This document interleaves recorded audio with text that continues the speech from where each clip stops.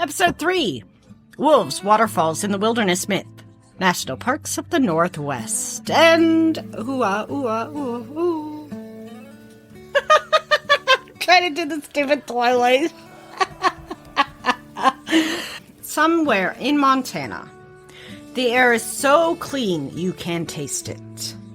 The water you're drinking might have started as a glacier That's a 6. This is what happens. I have to crochet at the same time. Why do you have to crochet at the same time? Because I had to take out 14 rows and I'm trying to make a sweater. I like to crochet. Okay. We know. We should add to the website the different things of crochet. Anyways. Well, we could if we wanted to. What is Renee crocheting during this episode? Somewhere in Montana, the air is so clean you can taste it. The water you're drinking may have started as a glacier 600 years ago. And that sound you just heard could be a mountain goat. Could be a grizzly. Could be your imagination. Welcome to the Northwest, where the sky is bigger, the trees are taller, and the scale of everything makes you feel wonderfully small.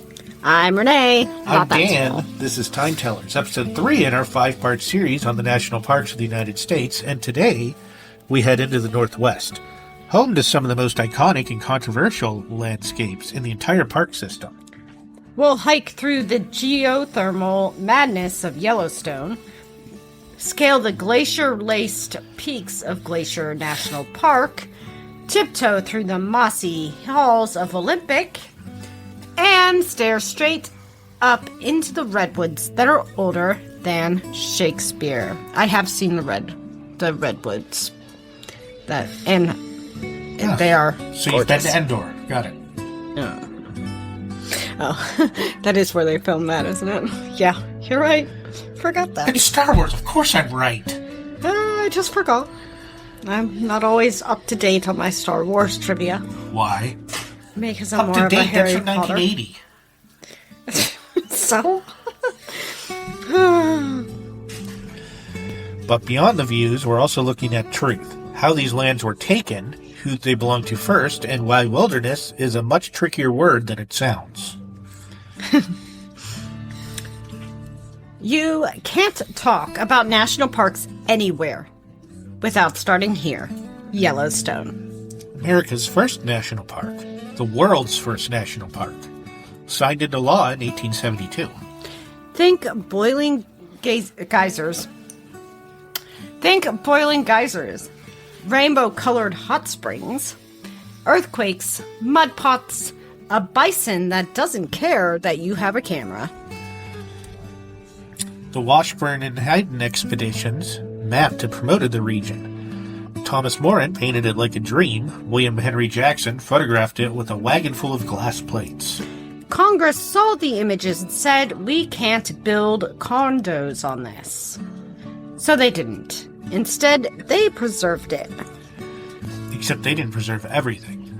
Let's talk about the Tukadika, also known as the sheep-eater Shoshone. They hunted here, cooked with hot springs, lived in what's now Yellowstone for thousands of years. After 1872, they were pushed out. Rangers and superintendents claimed falsely that the indigenous people never used the geyser basins. It was easier to sell Yellowstone as untouched. Today, 27 tribes have ancestral ties to the park. And slowly, Yellowstone is starting to tell their stories again. It also had to be protected from Americans. Shocker. In the early years, there was no staff, no enforcement, and tourists picked apart geysers like souvenir shops. So in 1886, the U.S. Army moved in. Cavalry on horseback patrolled the park for decades until the National Park Service was finally created in 1916. Want a redemption arc? Sure. Try the bison. They were nearly wiped out by poachers. Today, thanks to Yellowstone protections, they're thriving. Though their freedom to roam beyond park borders is still contested. And don't forget the wolves, exterminated by 1926, reintroduced in 1995, Their return reshaped the entire ecosystem. Elk changed grazing patterns, let willows regrow, which helped songbirds and beavers return. It's called a trophic cascade. One predator back in place, and the whole system breathes again. Yellowstone is a masterpiece, and a case study in mistakes, resilience, and what it takes to hold a promise for 150 years. North to Montana, where the Rockies scrape the clouds and everything is shaped by ice. Not that ice. No, this is the good ice. Natural ice. Glacier National Park, created in 1910, is pure drama. Snowfields, alpine lakes, mountain goats on cliffs, and the iconic Going to the Sun Road that's basically a mountain roller coaster. But, like Yellowstone, this place is layered. First layer, the Blackfeet Nation. Their ancestral homeland includes Glacier's east side. In 1895, under intense pressure, they ceded that land to the U.S., but held on to spiritual and hunting rights that were often ignored.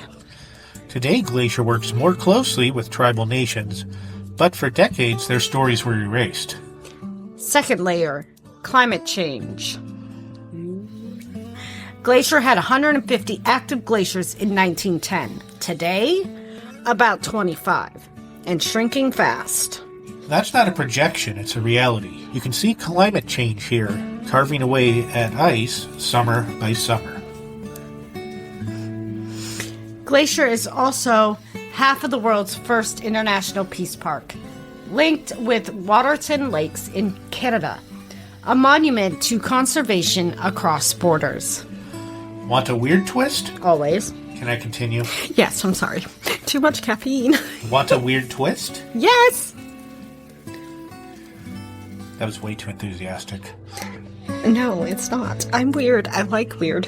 Keep going. Glacier's park history is deeply tied to the Great Northern Railway, which built chalets and lodges to attract tourists. Some still stand. Picture rustic luxury with bears out back. The vibe? European Alps meets North American wilderness, but with a subplot of indigenous displacement and international idealism. I figured you'd like that line. I do, actually. That was very well written. Good job. I try once in a while. We have been sharing the writing responsibilities since I have apparently dedicated my life to the theater recently. Don't mean to. Western Washington. Think fog, fir trees, and moss growing on everything that doesn't move. And some things that do move. Welcome to Olympic National Park, where you can snowshoe across a glacier in the morning, hike through a rainforest at lunch, and watch the sunset on the Pacific coast all in one day. Sounds fun. Yeah. Olympic is a trifecta. Glacial mountains, temperate rainforest, and 73 miles of wild coastline. No other park is this ecologically diverse in one footprint. Created in 1938 after a tense battle between loggers and conservationists, the timber here was big, valuable, and nearly gone. President Franklin Roosevelt visited in 1937, saw the destruction, and supported the park's expansion. The Civilian Conservation Corps came in soon after to build trails and facilities. The Hoah Rainforest, part of the park, is one of the wettest places in the continental U.S., and it feels ancient. Trees as wide as cars, moss like velvet, streams so close it feels like time forgot to stir them. And they're so clear, too. Yes, that word is clear, not close. You are correct. Sorry. The Quailioteo and other tribes still live nearby and fight to protect their cultural and environmental heritage, including rising sea levels that threaten their villages. Olympic reminds us that not all wilderness is dry and dusty. Sometimes it drips and pulses and breathes. Yes. What was that look for? I don't know. It's really... I don't know. Go ahead. Let's talk about the redwoods. South into Northern California, where the forests reach skyward. Redwood National and State Parks protect the tallest trees on Earth. Coast redwoods that can stretch over 370 feet tall. Once these giants covered over 2 million acres. By the 1960s, 90% were logged. That's when conservationists and the government stepped in. In 1968, the national park was created to join with state parks. In 1978, Congress expanded it after TV footage showed nearby clear cutting right up to the boundary. The park is now jointly managed by federal and state teams, a rare and successful example of cooperation. Wonder if that means it's still technically not shut down. The state just took over? Redwoods are more than tall. They're old, some over 2,000 years. They hold fog in their branches and absorb coastal mist. Their ecosystems onto themselves. Do you hold fog in your branches and absorb coastal mist? I hold fog in my brain. Foggy brain!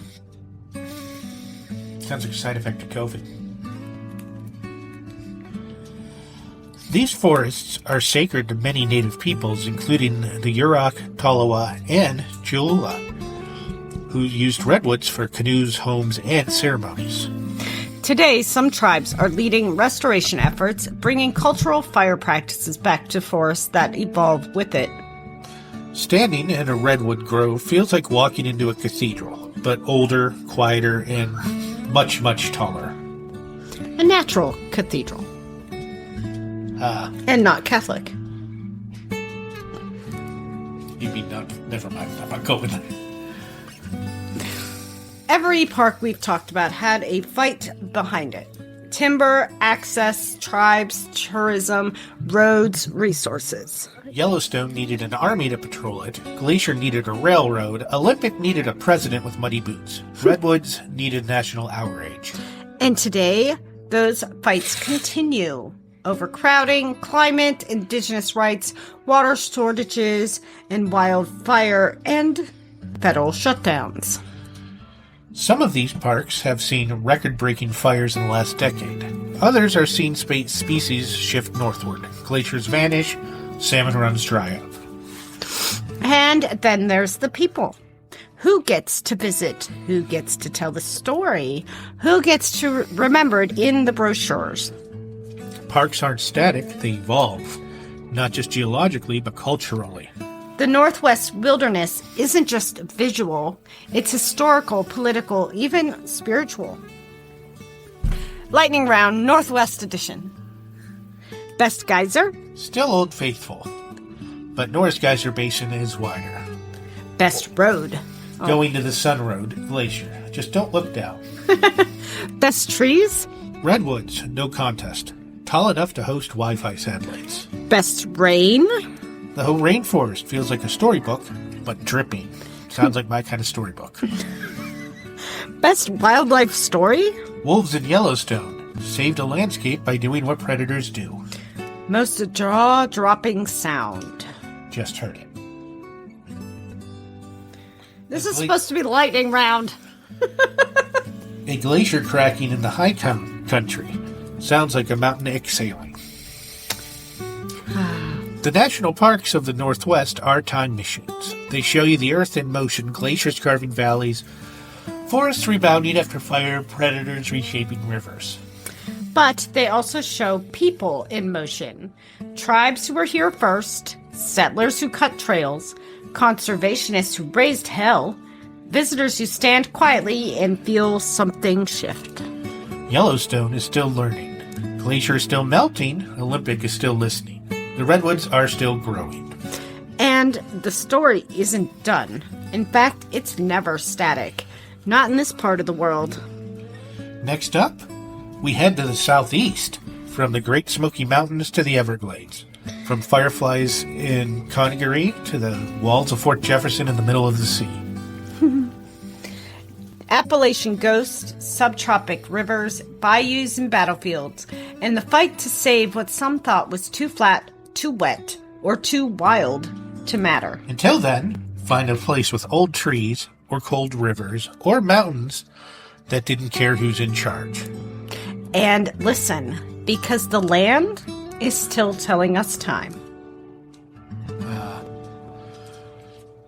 That wasn't funny. Bye!